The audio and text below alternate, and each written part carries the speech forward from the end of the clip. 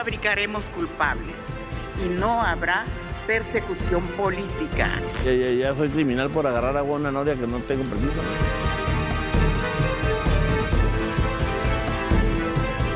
That's doing that and selling it into our country is subject to attack. Para eso me gustaba la izquierda facha.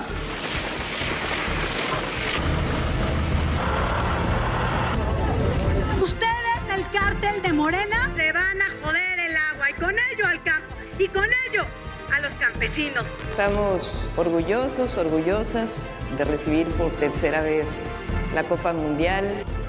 ¡Viva México! ¡México! Excellent.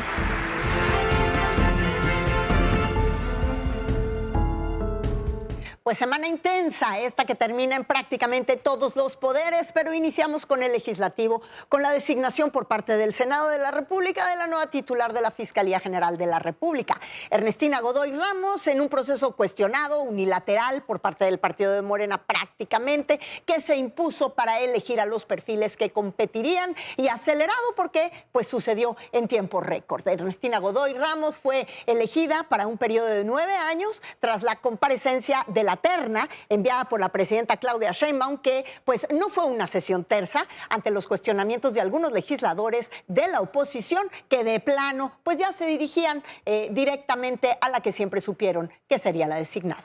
Una fiscalía profesional y eficiente es una exigencia que la gente de México nos ha hecho por décadas. No una extensión del Poder Ejecutivo, no una herramienta para cobrar vendetas personales, mucho menos un aparato para la persecución política o la reapertura sin sentido de expedientes de hace 30 años para caprichos meramente políticos. Va a proceder contra Adán López por ser padrino del cártel de la Barredora por enriquecimiento ilícito y financiamiento ilegal de campañas de Morena. Va a dar impunidad a Adán López porque él operó para que usted llegue a ser fiscal. Va a atender las pruebas del ejército mexicano contra Adán Augusto López. Va a enterrar las carpetas de investigación contra Andy López Beltrán por enriquecimiento ilícito, robo y contrabando de gasolina y asociación dolosa con cárteles. Y aquí es donde la corrupción sigue siendo el elefante en la sala.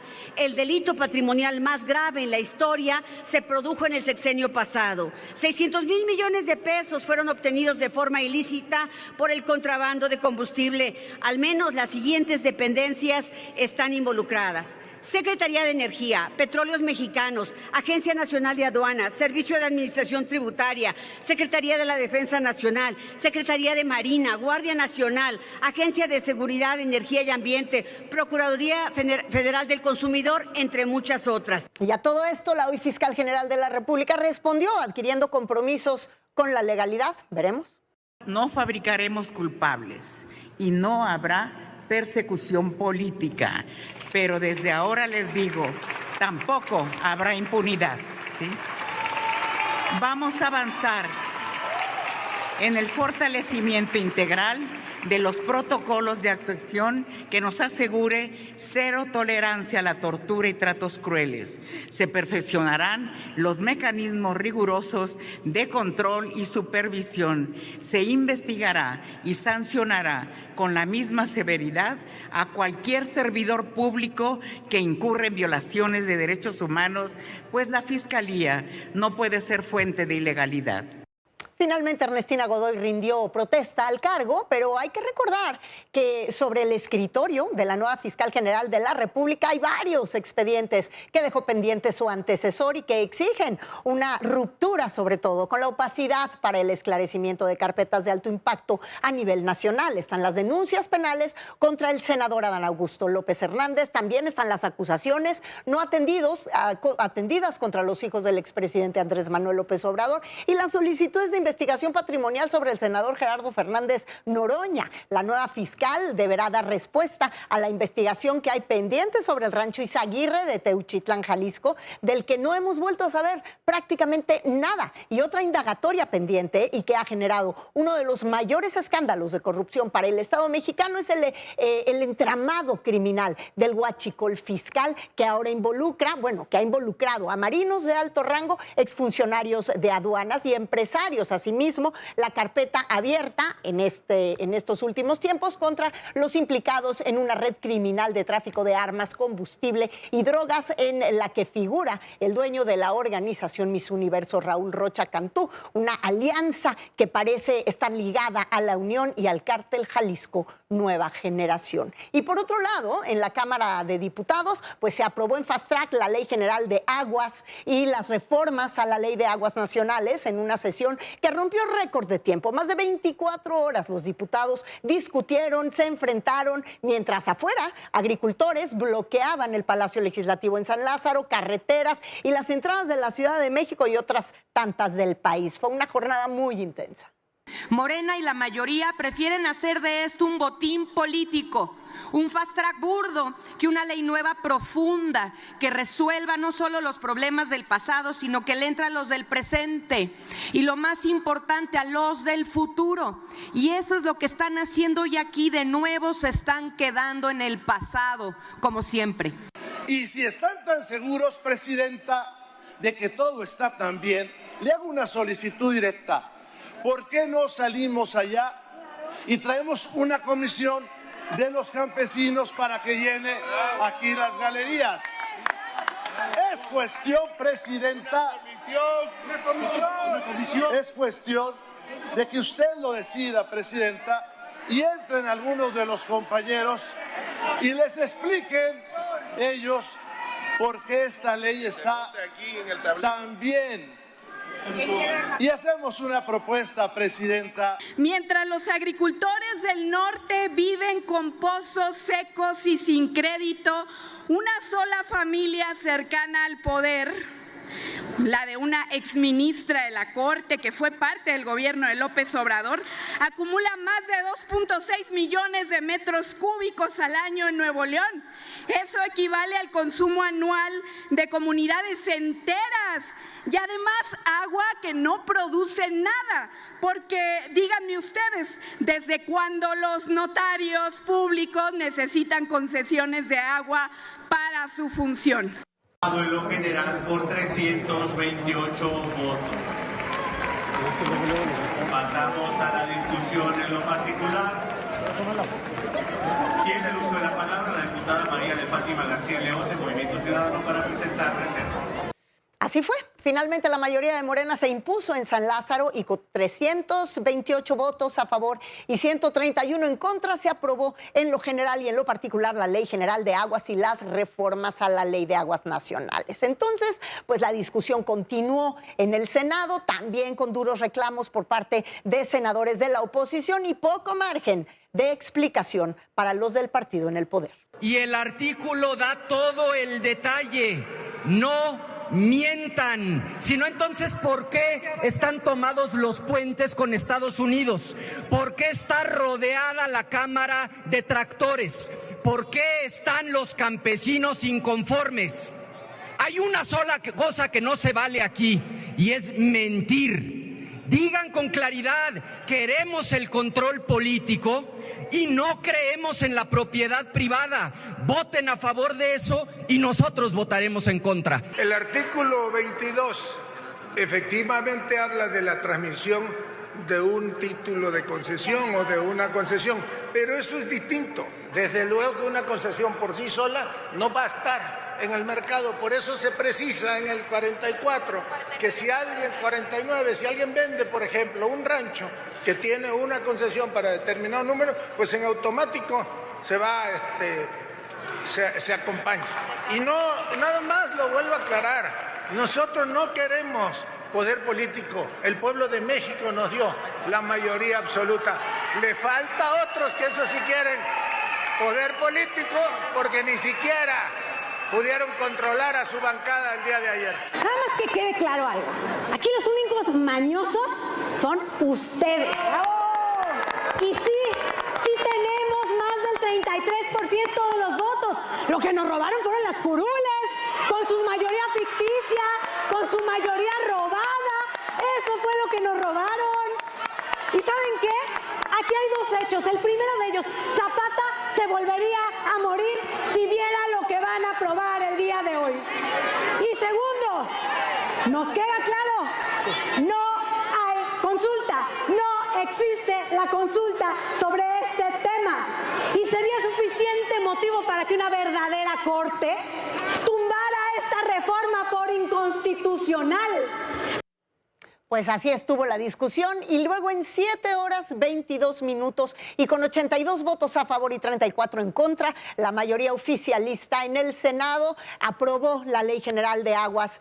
Morena, PT y Verde votaron a favor, PRI, PAN y Movimiento Ciudadano votaron en contra, pasó al Ejecutivo para ser publicada en el Diario Oficial de la Federación y así su entrada en vigor. Más adelante estarán aquí en Sala de Guerra los diputados Rubén Moreira del PRI y Armando Samaniego de Morena en un debate al respecto de este tema. Paso al ámbito internacional en otro asunto que por varias razones impacta en México.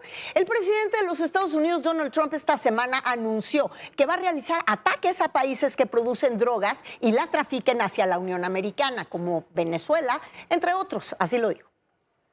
You just mentioned potential land strikes. Can you elaborate anything on that? Are you talking Yeah, about I'll elaborate. If they come in through a certain country or any country, or if we think they're building mills for whether it's fentanyl or cocaine. I hear Colombia, the country of Colombia, is making cocaine. They have cocaine manufacturing plants, okay?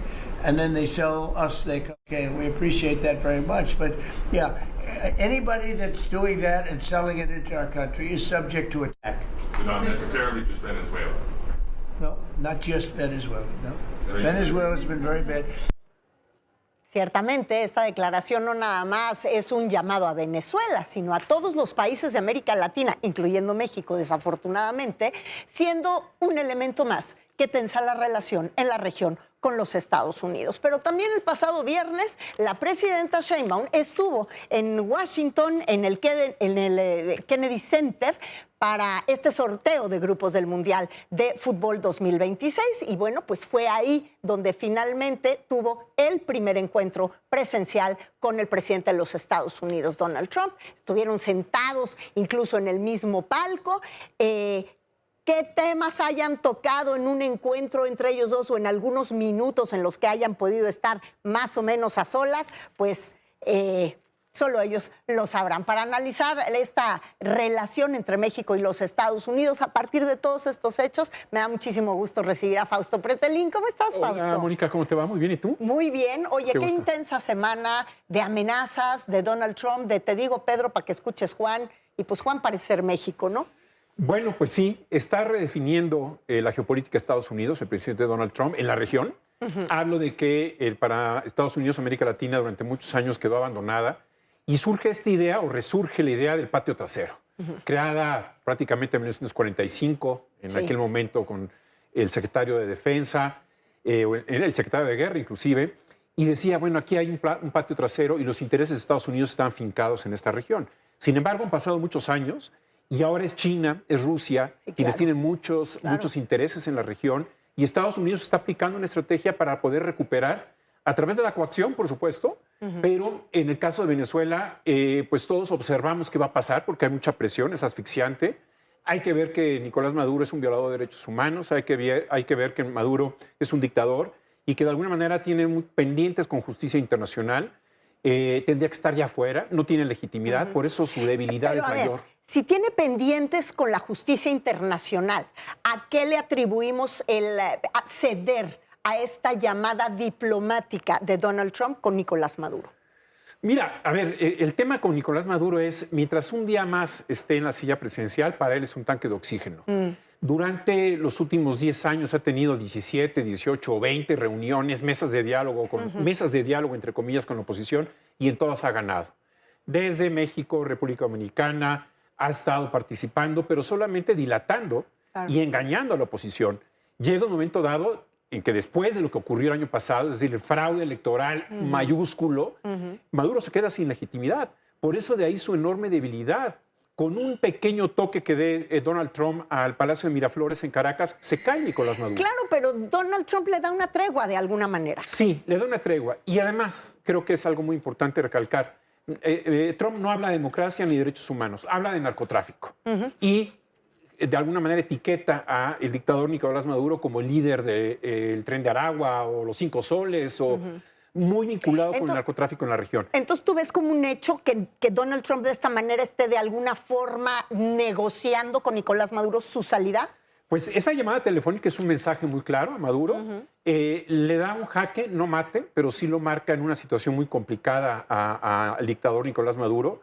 Creo que Estados Unidos no tiene vuelta en U, es decir, hay tantos buques de guerra, submarinos y demás, portaaviones, por supuesto, que el regreso a Estados Unidos sería ridículo en caso de que Nicolás Maduro siguiera el poder. Se habla de que en esa llamada telefónica hubo un acuerdo en que posiblemente salga Maduro y se quede los hermanos Rodríguez al frente de Venezuela. Parece ser que Trump dijo que no. Vamos a ver qué ocurre, porque las horas son letales en este caso para Maduro. Mientras tanto, muchos, sobre todo internacionalistas como tú, pues es como han dicho, mensaje recibido en México, quizá, tal vez, ¿en qué podría impactar a México lo que está sucediendo en Venezuela? Mira, en México Porque hay quien dice que nada. Mira, yo creo que hay dos aspectos importantes. Donald Trump está llevando a cabo una diplomacia dogmática, al igual que hizo López Obrador e igual que hace Claudia Sheinbaum. Es decir, somos amigos de nuestros amigos. No queremos ideológicamente amigos adversarios, no queremos a Milei, eso es lo que diría la presidenta de México, sino queremos a aquellos que son amigos o que han venido siendo amigos a lo largo de las décadas, Cuba, Nicaragua y Venezuela. Es repugnante, evidentemente, ser amigo de estos 3 dictadores. Viene un momento muy difícil para la región, en donde Donald Trump está siguiendo estos pasos de López Obrador. Es decir, vimos cómo excarcela al presidente de Honduras, Juan Orlando Hernández, lo cual significa una inconsistencia con la política en contra de las drogas. Es algo lamentable lo que hizo. Pero el mensaje a México creo que es, a ver, México forma parte de la seguridad doméstica de Estados Unidos en temas de seguridad. Entonces, ahí como que nos distanciamos un poco de América Latina. Yo creo que Colombia, que nos guste o no Petro, es una democracia Colombia. Por supuesto que Petro ha dejado mucho que desear, pero las amenazas hacia Colombia también están sobre la mesa. Claro, entonces, lo ha mencionado incluso. Creo que Donald Trump está aprovechando un momento de enorme debilidad en la región. Hay oposición entre los presidentes en la región. Hay muchos de ellos que no se hablan. Y creo que para México es un mensaje muy claro de que si quiere seguir una diplomacia dogmática, tenemos que tener mucho cuidado, porque el pragmatismo ha sido hacia Estados Unidos con el libre mercado. Y fíjate tú, en medio de esta tensión, qué curioso es que finalmente se encuentren la presidenta Sheinbaum y Donald Trump, bueno, junto con el primer ministro de Canadá, pero en un evento deportivo, lejos de cualquier encuentro que tuviera que ver con otros temas como la migración, como el Tratado de Libre Comercio, como el mismo tema de la seguridad nacional de un lado y del otro, ¿no? Por el asunto del narcotráfico. Mira, históricamente México y Estados Unidos tendría que haberse reunido el día 1, tanto Donald Trump con la presidenta Sheinbaum. Habla de que falta una red diplomática en México muy fuerte. Está muy debilitada la Secretaría de Relaciones Exteriores desde hace 7 años. Nuestra política exterior ha sido un desastre. Y creo que ha aprovechado, ¿no?, la presidenta, después de ver a Zelensky a principios de este año en la Casa Blanca siendo coaccionado en vivo por el presidente Donald Trump, en decir, yo prefiero no llegar a la Casa Blanca para que me haga lo mismo. Claro. Entonces, vamos a ver qué sale, ¿no?, en las próximas semanas, pero era necesaria esta reunión. El fútbol es soft power, es poder blando, facilita las articulaciones, las transacciones entre los presidentes, entre los primeros ministros, y hay que aprovechar este momento. Pero será importante ver qué pasa en las próximas horas. Pues vamos a ver. Fausto, como siempre, muchísimas gracias por acompañarnos y seguimos pendientes de tus editoriales. Y antes de ir a un corte comercial, le comparto una gran noticia para todo el equipo de Sala de Guerra, pero que en realidad se lo debemos a usted, que nos acompaña cada domingo. Volvemos.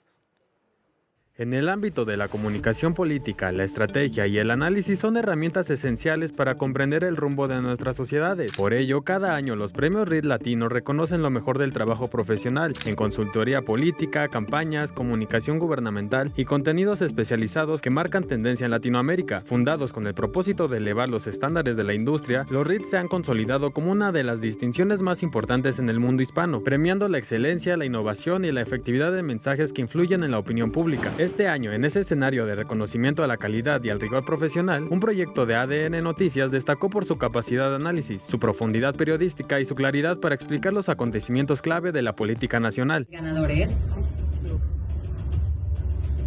Sala de Guerra.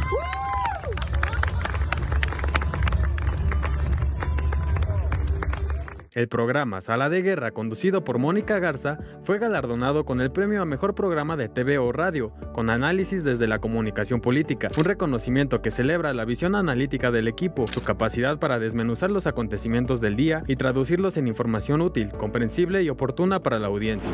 Sala de Guerra es un proyecto nuevo, vamos a cumplir apenas 2 años. Hemos querido abrir espacios a todos los tipos de pensamiento, a todas las ideologías, a todos los colores. No ha sido fácil siempre. El 2025 ha sido un gran reto. Por eso este premio vale el triple. Sala de Guerra se ha consolidado como un espacio donde la comunicación política se aborda con seriedad, perspectiva y análisis profundo. Un foro en el que especialistas, periodistas y actores públicos convergen para explicar el México de hoy. El premio RIT Latino 2025 no solo honra el programa, sino que confirma la importancia del periodismo riguroso, plural y profesional en la construcción de una ciudadanía informada.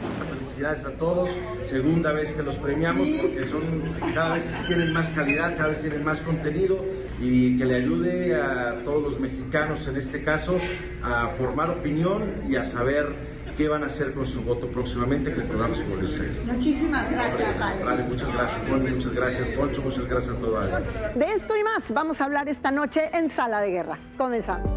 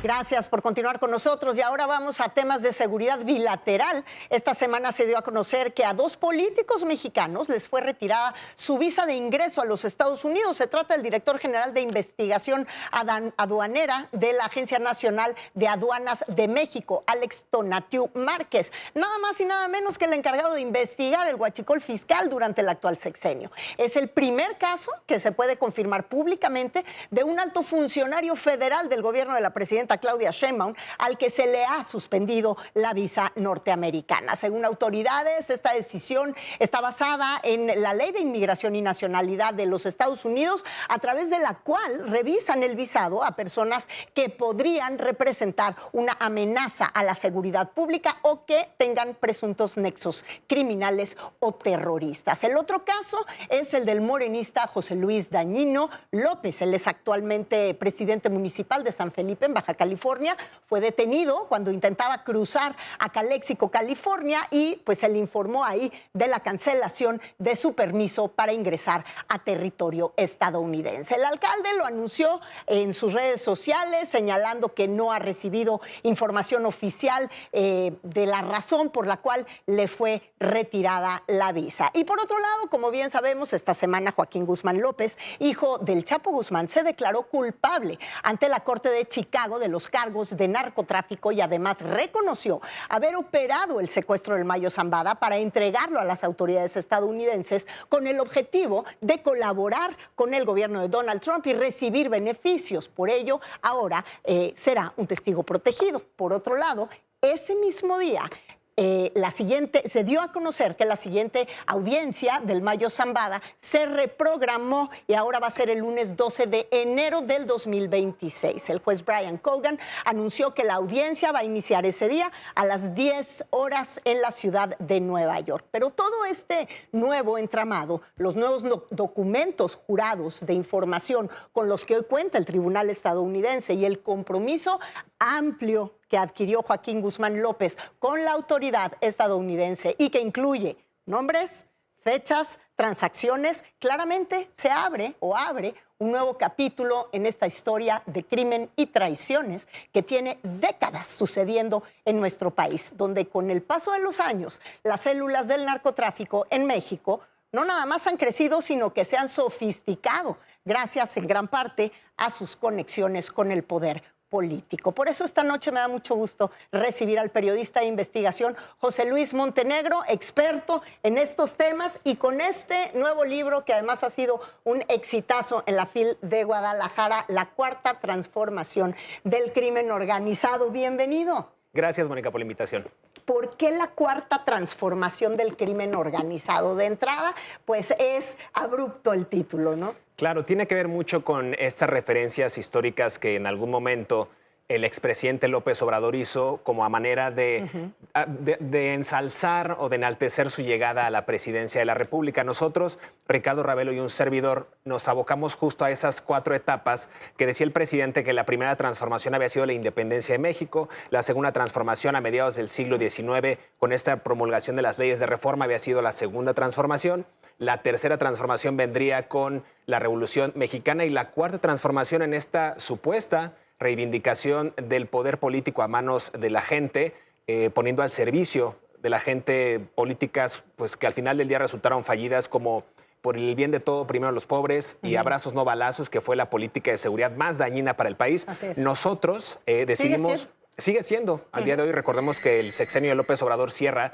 con una cifra dolorosa de casi 200,000 homicidios. No, y sigue dolosos. siendo porque revertir esa política en ese momento ha sido realmente complicado y posiblemente estamos sí enfrentando la peor crisis en ese terreno hoy. En ese terreno, Moni, y aparte nosotros ya con este antecedente y con estas 4 etapas quisimos también jugar y provocar al público con la cuarta transformación del crimen organizado. ¿Por qué? Porque a la par que crecen los políticos, los regímenes van cambiando de colores, parecería que el único que sabe adaptarse, el único que renueva sus prácticas y se acopla tanto al libre mercado como a los partidos políticos es el crimen organizado. Por eso decimos nosotros que hay 4 etapas también en el crimen organizado. La primera de ellas, recordarás tú muy bien que antes existía una hegemonía de cárteles liderada por el Cártel de Guadalajara, con Miguel Ángel Félix Gallardo, con Rafael Caro Quintero, con Ernesto Fonseca Carrillo, y después, cuando se empiezan a diseminar y se empiezan a repartir los territorios, llega precisamente una segunda transformación. Nosotros marcamos aquí como un parteaguas las prácticas de sumisión que en ese momento dictaba el gobierno en contra de los cárteles y que conforme pasan los años, los cárteles empiezan a adquirir mayor poder. Eso es lo que te iba a decir, es que es muy claro de repente el manejo de cómo se va volteando me parece tremendo decirlo, pero el bastón de mando se cambia de manos. Fíjate qué buena referencia haces, ¿no? Quizás el bastón de mando al que se refería López Obrador más bien era el del crimen organizado.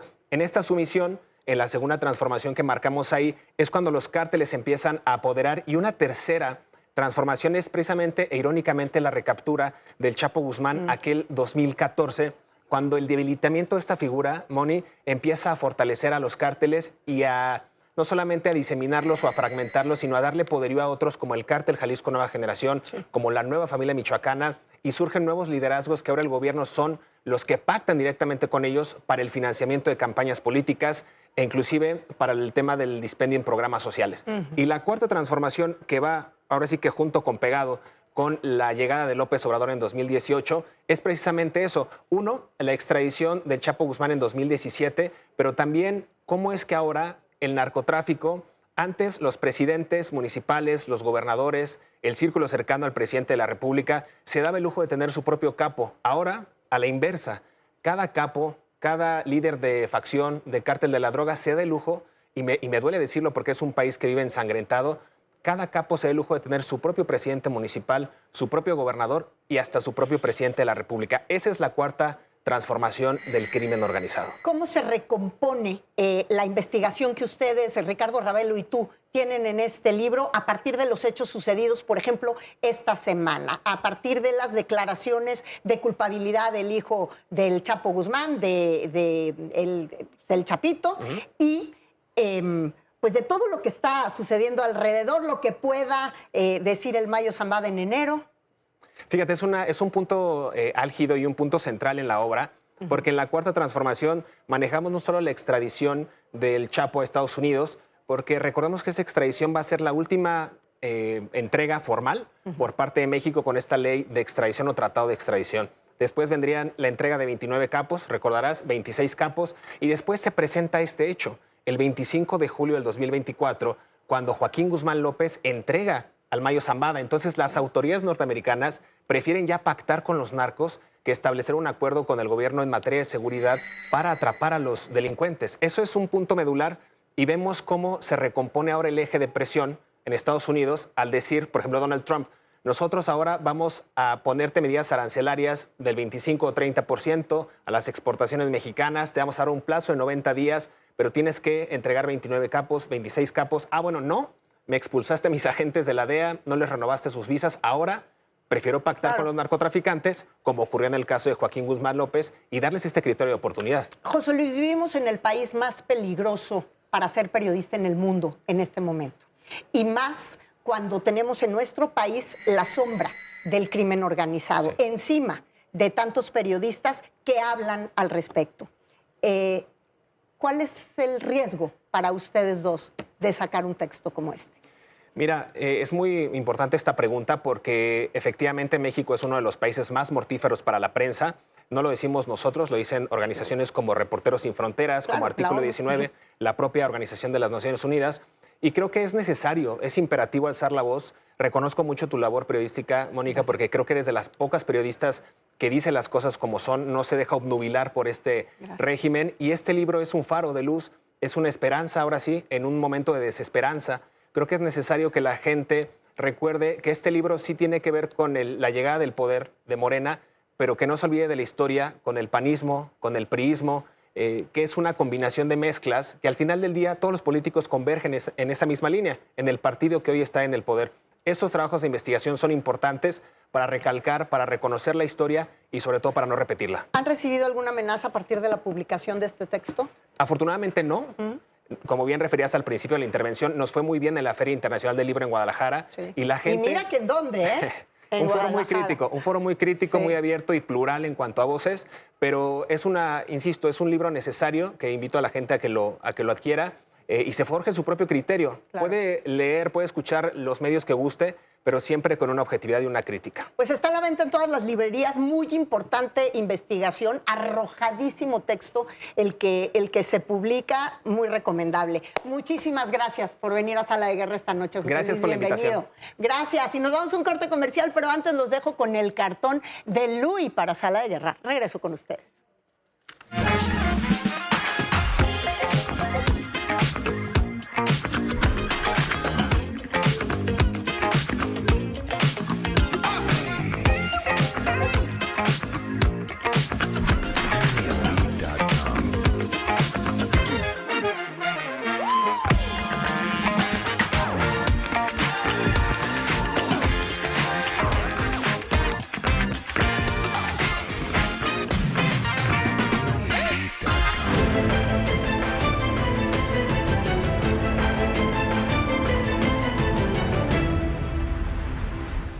Les voy a contar cómo...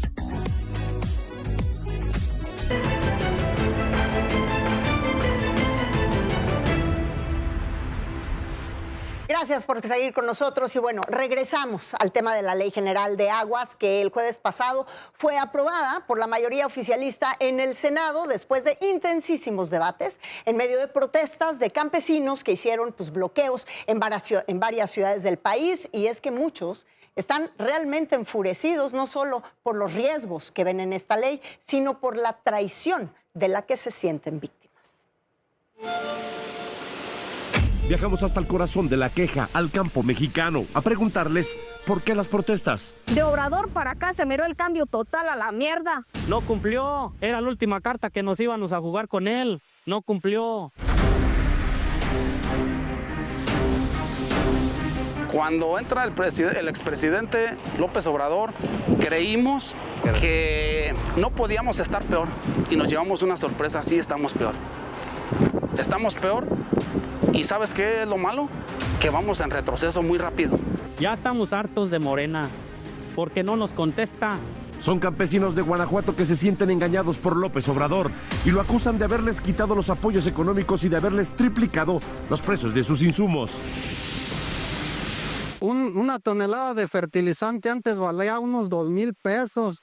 Ahorita nos cuesta 6,600, 6,700, una tonelada. Antes, los otros gobiernos podíamos sacar un tractor, nos daban apoyos para tractor, para diésel, para implementos. Y desgraciadamente Morena nos los quitó todos. Este gobierno desgraciadamente nos ha tratado muy mal. Nosotros, si no se nos paga la cosecha a un precio donde obtengamos mínimo un 20% de utilidad, desaparecemos. Los campesinos me confesaron que todo este maíz que ve usted aquí estancado, las empresas no se los compraron en represalia por haber bloqueado las carreteras. Ahorita prácticamente todas las bodegas están llenas, no nos quieren comprar el maíz. Lo que nos da coraje es saber cómo nos partemos la madre trabajando para que al final todo se venga a la pinche basura. Llevamos bien medidos los 7 años de Morena, que no tenemos resultados. Cada año vamos de más a menos. Los programas que ellos han implementado nos quedaron chiquitos. Estamos enojados porque el campo está acabado. Lo que más les cala a los campesinos, dicen, son estas declaraciones insensibles, desinformadas y generalizadas de esta narrativa política que insulta, dicen, a un trabajo milenario como es el campo. Hoy nos quiere quitar el agua, que es lo esencial para nosotros. ¿No se van a dejar? No nos vamos a dejar. Hasta donde tope nos vamos a ir. Vamos a dar hasta donde tope. Edgar Galicia, Fuerza Informativa Azteca. Y pues seguramente también hasta donde tope va a continuar la discusión a nivel legislativo y precisamente para desmenuzar los distintos escenarios que sucedan a partir de la aprobación de esta ley en el Senado y lo que venga, pues le doy la bienvenida a los diputados Rubén Moreira, coordinador de los diputados del PRI. Bienvenido, Rubén. Buenas noches. Como siempre. Y por primera vez en Sala de Guerra y le agradezco muchísimo a Armando Samaniego, diputado de Morena. Muchas gracias por la invitación. Sí, aquí estamos para platicar de la jornada histórica de esta semana. Pues vaya jornada histórica, ¿cómo le entramos? ¿Por qué empezaríamos? Porque los agricultores, los campesinos, pues siguen protestando, se siguen inconformando. Al parecer hubo una serie de acuerdos por parte de algunos de los grupos con la dirección de Conagua. Sin embargo, bajo protesta, han dicho. Armando. A ver, yo difiero un poquito en esa generalización de los campesinos y los agricultores.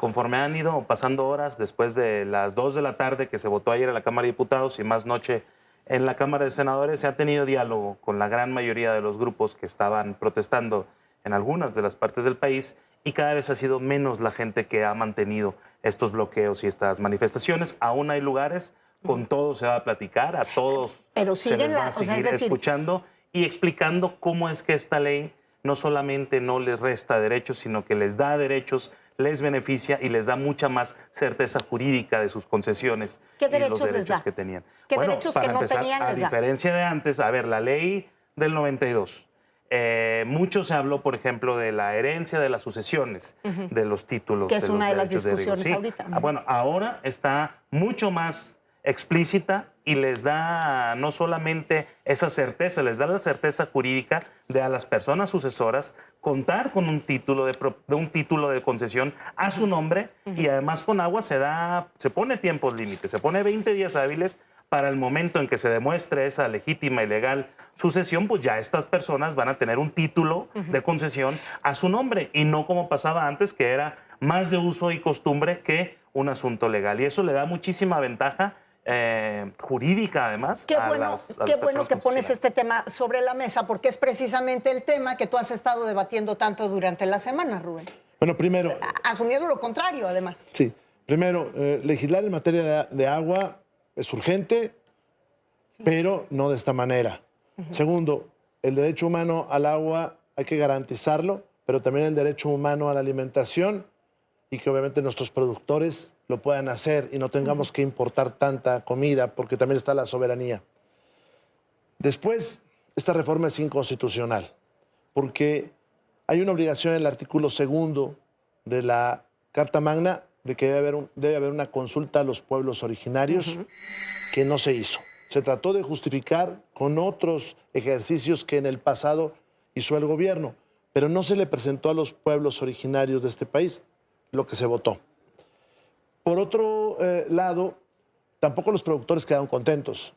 La mejor ley es la que no se tiene que explicar tanto, sino que de la redacción quede satisfechas las inquietudes de todos. Y el artículo 22 que se votó dice, en su segundo párrafo, dice, los derechos amparados en las concesiones y asignaciones no serán objeto de transmisión. Luego se hacen procedimientos que parece que excluyen algunas de las figuras de la transmisión, pero dejan fuera otros. No queda muy claro cómo un particular que tiene una pequeña parcela con dotación de agua va a poder transmitir la propiedad del título de concesión. Luego parece que se protege a los grandes productores, a los oligarcas. Y luego, por otro lado, la sucesión va a dar a un procedimiento. Entonces, pues todo queda en confusiones nebulosas y creo que se pudo haber consultado a los pueblos originarios, a los productores, hacer una fase donde en el país se distribuyeran las reservas que se presentaron. Y cierro diciéndote, esta es el dictamen de Cámara de Diputados. El dictamen de senadores es todavía más grande que este. Y resulta que en el Senado se desahogó en unas pocas horas. los senadores no leyeron lo que votaron. Aquello que tanto criticaban, pues lo están reproduciendo. ¿Por qué razón crees que no se haya hecho esta consulta a los pueblos originarios, A ver, yo difiero otra vez. Bueno, ahorita hablamos del artículo 2, 77 bis. Sí ha habido consulta con los pueblos originarios. Hubo una gran consulta nacional del 2019 al 2021 y un capítulo completo de esta consulta. A ver, todo este proceso... Pero eso es en el pasado, hoy es una realidad. Sí, claro, todas las consultas son en el pasado, no es necesario. Este proceso, esta construcción de esta ley general, que además se hizo también por un mandato judicial. Teníamos desde 2012 el Poder Legislativo, esa instrucción o ese mandato de la Corte, y tuvo el gobierno del PAN 10 meses completos para iniciar ese trabajo, para hacer ese trabajo, y no lo hizo. Luego tuvo 6 años el PRI, en el sexenio de Enrique Peña Nieto, para hacerlo, y tenían los votos suficientes para haber podido construir esta ley, esta legislación en materia de agua, de derecho humano al agua. Pero no lo hicieron. Durante el sexenio anterior de Andrés Manuel López Obrador se inició toda esta construcción, se inició todo este trabajo. Este trabajo no tiene 15 días, no tiene un mes.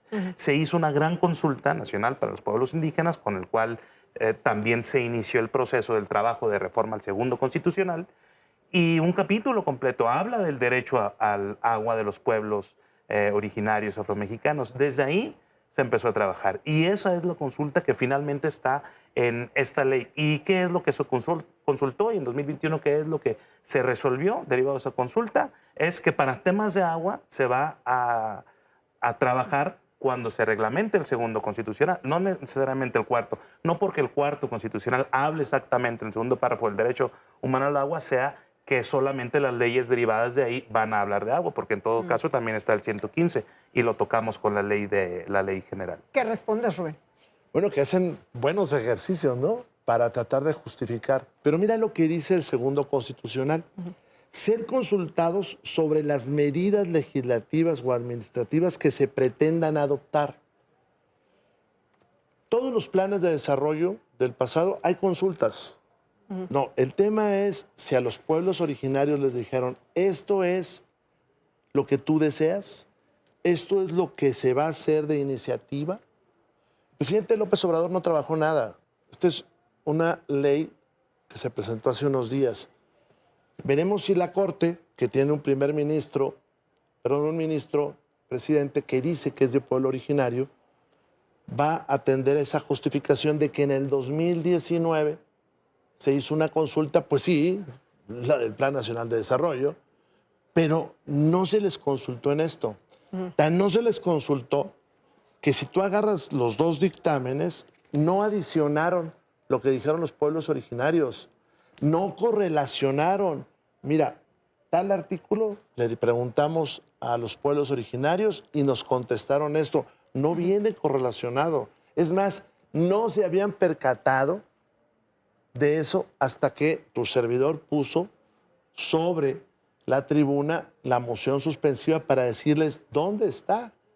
Varias veces del ingenio, y bueno, y es su trabajo, pues alguien dijo, bueno, es que en el 2019 consultamos. Esto lo hace inconstitucional.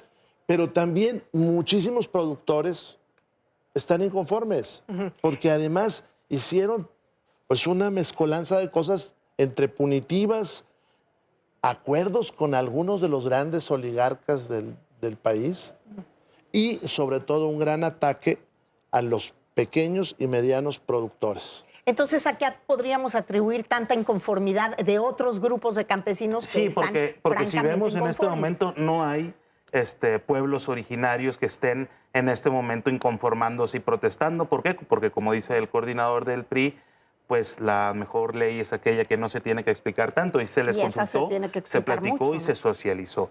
No se tiene que... O sea, ha habido una campaña muy fuerte en medios de comunicación y de la oposición que ha tratado de engañar para jalar agua a su molino, y además se vale, porque ese es el trabajo de la oposición. No, pero no es una campaña, viene de la iniciativa. La presidenta Sheinbaum, según tengo entendido, corríjanme si me equivoco, el artículo 37, porque estamos hablando del 22, pero no desde el 9 de octubre. ¿Cierto? Cierto. O sea, esto lo mandó desde el 9 de octubre. Pero desde enero se está trabajando la ley. Desde enero se hicieron foros regionales existe un estudio de la ley. No podemos decir que sea propiamente una campaña de los medios de comunicación. Definitivamente hay una gran campaña. Hay una gran campaña. Y el artículo 37 explica perfectamente cómo va a ser ese proceso. Habla de que va a ser expedito, 20 días hábiles, habla del tema de la sucesión, habla de que una persona que se dedica a la agricultura y quiera vender, porque hay libertad en este país para vender su parcela, pues la puede vender con todo y la reasignación de volúmenes de los títulos, de los derechos de riego. Y eso va a seguir siendo posible con esta ley. Pero también hablan y dicen de que el derecho, la oposición le está poniendo muchos peros al derecho humano al agua. Y hablan del derecho humano al agua, sí, pero también de la seguridad alimentaria, y lo hacen para buscar ganar las simpatías del sector campesino al que tanto dañaron. Pero también en el artículo 37 habla de que la autoridad del agua, es decir, la CONAGUA, resolverá mediante procedimientos expeditos. Bueno, la CONAGUA ya estuvo hablando con con el sector campesino desde el jueves. Pero dice que lo que va a trabajar y las decisiones que va a tomar en ese sentido van a ser aquellas que beneficien sí al derecho humano al agua, pero también habla, y es muy claro, a la seguridad alimentaria y al desarrollo nacional. No se está dejando de lado a los campesinos. Platicamos con muchísima gente, con muchísimas organizaciones.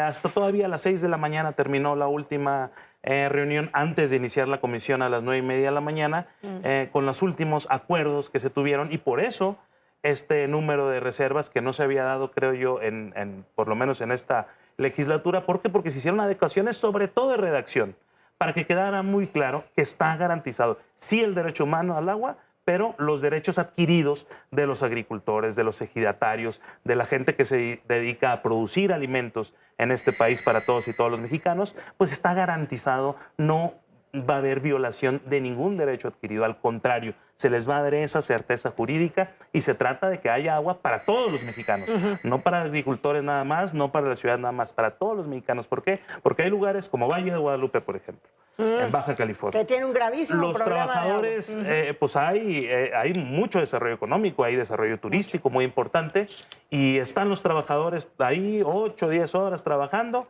en grandes hoteles, en grandes lugares, pero luego llegan a su casa los mismos trabajadores y no tienen agua para lavarse las manos. Ese es el espíritu de esta ley, que haya agua para todos. Saber cuánta agua tenemos en México, porque además hay más de 20,000 pozos clandestinos en este país, pues hay que saber cuánta agua tenemos, en manos de quién está y para qué se está usando. Bueno. Varias cosas. El derecho humano al agua, claro que se tiene que garantizar. Nosotros propusimos una dotación mínima por mexicano, incluso que no se cobre, para que cada quien pueda subsistir. Morena lo rechazó. Eso es lo primero.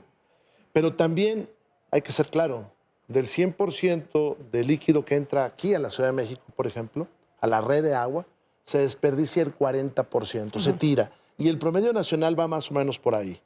Eso quiere decir que le van a quitar agua a los campesinos para ponerla en las ciudades en lugar de dejar de tirarla. Esa es la primera parte. Segundo, esta ley contiene el chantaje oficializado. Artículo 37, bis, fracción primera, en el capítulo del Fondo de Reserva de Agua. ¿Cómo será el Fondo de Reserva de Agua? Dice, los vinculados, el agua que sea cedida voluntariamente a el fondo de reserva. ¿Qué quiere decir? Que van con los grandes empresarios y les dices, dame tantita agua, porque si no, pues te sanciono con lo otro. Y así se hace, pues para entregarle a la autoridad agua, pero es un chantaje institucionalizado. Tercera, fíjate lo que dice, 22, dice, los derechos amparados en las concesiones y asignaciones no serán objeto de transmisión. Los derechos preferentes derivados de la transmisión de propiedad, fusión y escisión de sociedades civiles o mercantiles y los derechos sucesorios se reasignarán de conformidad con el artículo 37. O sea, a los grandes empresarios sí les permites vender, a los pequeños no. O sea, un hombre solo no. Se les dio preferencia a ellos. Y los sucesorios les dice sí, siempre y cuando sean calificados. Y entonces, en lugar de que tú le heredes a tu hijo, pues te tienen que calificar si puedes heredar. Ahora, fíjate la perversión de algunas cosas. Dice, en tanto no se emita la normatividad señalada en el artículo transitorio anterior, se seguirá aplicando las disposiciones vigentes. Muy bien. Antes de la entrada en vigor del presente decreto, con excepción de las transmisiones y cambio de uso. Porque te digo, eso se terminó, la transmisión de las concesiones. Pero además hay otras muchas reglas, desde cárcel para los productores, hasta que tienes que avisar cuando hagas un cambio de cultivo, hasta que si trasladas agua te pueden meter a la cárcel. O sea, son muchísimas cosas las que se trabajaron aquí sin escuchar a la gente. Y termino. Yo quiero ver la consulta al pueblo Kikapú en Coahuila, o al pueblo Mascogo en Coahuila, o al pueblo Ñañú aquí en Hidalgo, o al pueblo Tomitepegua. Sí, no se les llevó esta ley. Ojalá y se les hubiera llevado. Si no, nos oponemos a que se legisle. Me quedan 2 minutos de programa. Vamos a hacerle llegar al coordinador la consulta a los pueblos originarios que acaba de mencionar, la consulta que en tiempo y forma se hizo. Y otra vez, agregar, insistir, vamos a seguir yendo a todos lados que se nos convoque para explicarle a los agricultores que es Morena quien ha venido a garantizar esta agua, que fue esta iniciativa de la Presidenta de la República que va a garantizar, sí, el derecho humano al agua, pero en la ley lo dice, y lo dice el 37, lo dice el 22, no se está pasando por encima de nadie. Los derechos ya adquiridos de ejidatarios, de productores, son derechos que ya tienen y nadie se los va a quitar. Y sí era necesario cambiar el estado de las cosas, sí era necesario poner un gobierno en el agua, ordenar las concesiones de este país, pero el sector agrícola es sagrado para el gobierno de México y no va a tocar ningún derecho y no va a pasar por encima de los derechos de nadie. Una conclusión de 30 segundos, Rubén. No hubo consulta, tan es así que no está reflexionada acá. Lo que se hizo mucho antes, pero no le dijeron a los pueblos originarios, esto es lo que queremos votar. Siguiente, los ejemplos que pusieron de abuso ahí, que los abusos no deben de existir, son equivalentes al gasto y consumo que hacen cientos de miles de productores. Tercero, yo escuché a mucha gente de Morena odiar a la industria repesquera y a la industria de las bebidas. Si hay irregularidades, pues que las quiten. Pero hablaron parejo. Y ahora que viene el TEMEC, pues a mí me gustaría que los inversionistas vieran el odio que les tienen. Por eso, indudablemente, esta discusión tiene que continuar. También la ley menciona el desarrollo nacional. Precisamente, y en vísperas de la renegociación del TEMEC, no se trata de quitarle el agua a nadie, se trata de mejorar nuestros sistemas de nuestra relación entre las ciudades, el campo, la industria, para que alcance el agua para todos. Y sí hay inversión, por ejemplo, solamente para el Valle de Mexicali el próximo año va a haber más de 1,700 millones de pesos para el distrito de riego. Claro que va a haber inversión, lo contempla la ley, lo contempla el Plan Nacional Hídrico y es cosa que es pública además. Viene desaladora el tema de los ríos. Es una ley importante, es otra falacia, es otro mito que está en el documento que publicó el coordinador. Mitos. Pero déjame terminar, ya hablaste mucho. Pero eso no lo dijeron. Pero eso no lo dijeron ahí. Sí. No se criminaliza a nadie, al contrario, va a haber proporcionalidad y se quitaron algunos tipos penales precisamente por las solicitudes de las personas agricultoras con las que platicamos. Como les decía, la discusión va a continuar, yo los voy a seguir invitando, voy a estar muy contenta de que regresen, les agradezco mucho su presencia esta noche en Sala de Guerra y sobre todo a usted, gracias por acompañarnos como cada domingo, que tengan un gran inicio de semana. Yo soy Mónica Garza, nos vemos el próximo domingo.